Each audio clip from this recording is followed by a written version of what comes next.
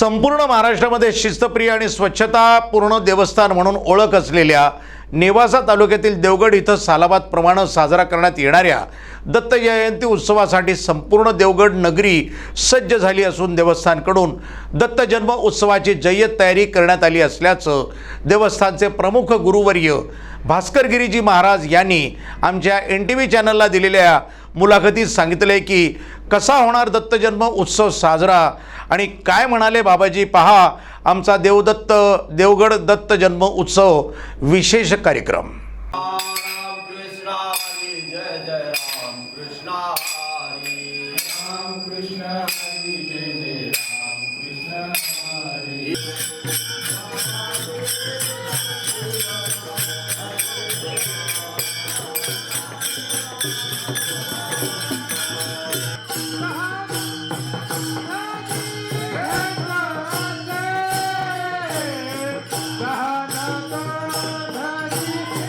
देवगड इथं समर्थ सद्गुरू किसनगिरी बाबांपासून दत्त जयंती उत्सव साजरा करण्याची परंपरा आहे।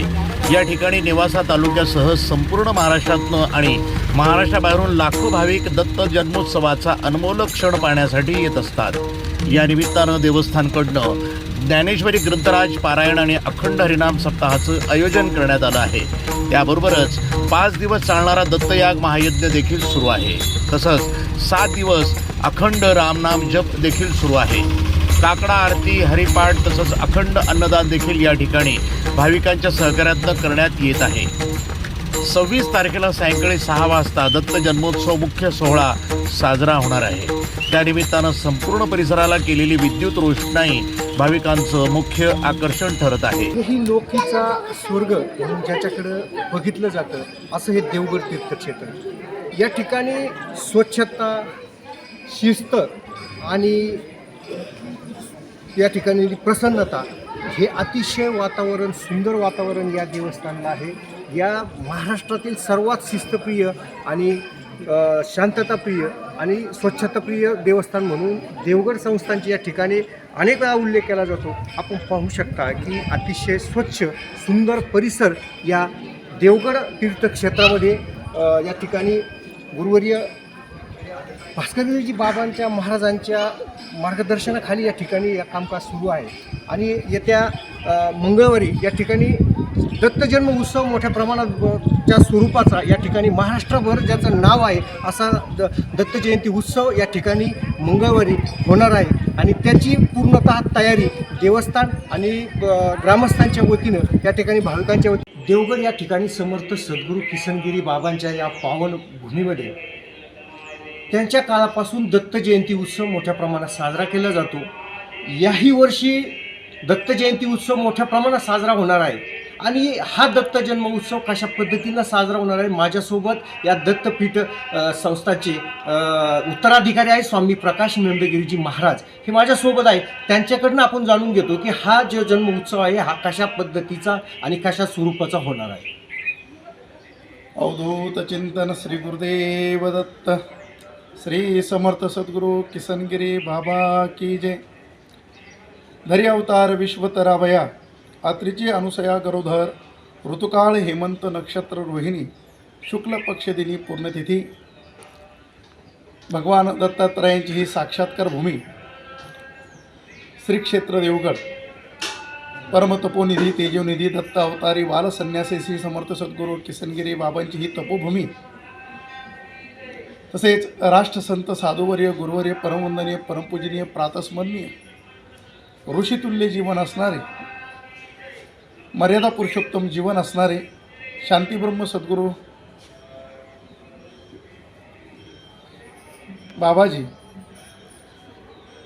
खरं म्हणजे शिष्याने गुरुचं नाव मुखात घ्यायचं नसतं, म्हणून क्षणभर मनामध्ये असा विचार आला की सद्गुरू बाबांचं नाव कसं घ्यावं। बाबांची ही कर्मभूमी या श्रीक्षेत्र देवगड या स्थानावर भगवान दत्तात्रयांचा जन्म उत्सव मोठ्या आनंदामध्ये, उत्साहामध्ये, भक्तिपूर्ण वातावरणामध्ये, उत्साहपूर्ण वातावरणामध्ये प्रतिवर्षी लाखो भाविकांच्या उपस्थितीमध्ये संपन्न होत असतो। सर्व संत मंडळी या ठिकाणी प्रभू दत्तात्रयांच्या जन्म उत्सवाकरता स्वागताकरता उपस्थित झालेले असतात। सद्गुरू शांतीब्रह्म गुरुवर्य बाबांच्या उपस्थितीमध्ये हा सोहळा नेत्रदीपक पार पडत असतो. दृष्ट लागावी असा हा दिव्य सोहळा या ठिकाणी पार पडत असतो. या ठिकाणी भक्तांना अशी अनुभूतीच येते की ज्या वेळेला प्रभू दत्तात्रयांचा जन्मोत्सव आणि तो कालावधी जवळ येतो, सगळीकडे या देवगड नगरीमध्ये दिगंबरा दिगंबरा श्रीपाद वल्लभ दिगंबरा भक्तमंडळींचा जयघोष चालू असतो. आणि जणू अशी मनामध्ये भावना तयार होते की आकाशामध्ये देखील 33 कोटी देवता हा सोहळा पाहण्याकरता या देवगडच्या आकाशामध्ये जमा झालेले असतील आणि नक्कीच हा सोहळा आणि या सोहळ्याचा आनंद तेही घेत असतील. असा हा सुंदर सोहळा या देवगड नगरीमध्ये मोठ्या उत्साहपूर्ण वातावरणामध्ये पार पडत असतो. शांतताप्रिय, स्वच्छताप्रिय आणि शिस्तप्रिय देवस्थान म्हणून ज्या देवस्थानाकडे बघितलं जातं असं क्षेत्र देवगड.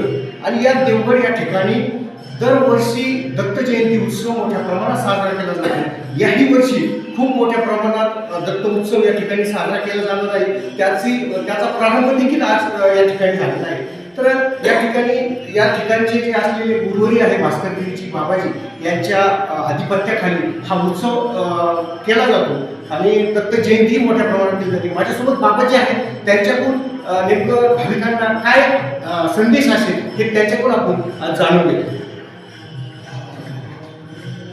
दत्तरायाची जी करीतात यात्रा त्यांची मी पवित्र होती तिथे संत एकनाथ महाराजांच्या दर्शनाप्रमाणे भगवान दत्तात्रयाचा हा जन्मोत्सव देशभर जिथं जिथं दत्तस्थान आहे त्या ठिकाणी त्यांच्या परिसरातले आणि दूरदूरचे सर्व भक्तगण एकत्र येऊन हा दत्तजन्म महोत्सव मोठ्या भक्तिभावाने पार पाडत असतो. बाबांनी भगवान दत्तात्रयाला थोडी प्रार्थना की भगवान दत्तात्रय या ठिकाणी विसावले, म्हणून बाबांनी कोणाचं स्वतःचंही नाव न देता या स्थानाचं नाव देवगड असं दिलं. हे देवाचं स्थान आहे. ज्ञानेश्वर महाराजांना समाधी केली. नारायण माता गुरुदा विठा संत नमदेव महाराज परिसर भागवत विठ्ठल रुक्मिणी माता आणि निवृत्तीनाथ सोपट काका निवृत्तीनाथ आणि मुक्ता हे संत देवाशाला आले आणि देवाशाहून टोक्याला दर्शनाला गेले. टोक्याला जाताना ह्याच मार्गाने इतर विसावले असं या पूर्वीचा इतिहास म्हणून या देवस्थानाचं नाव देवगड.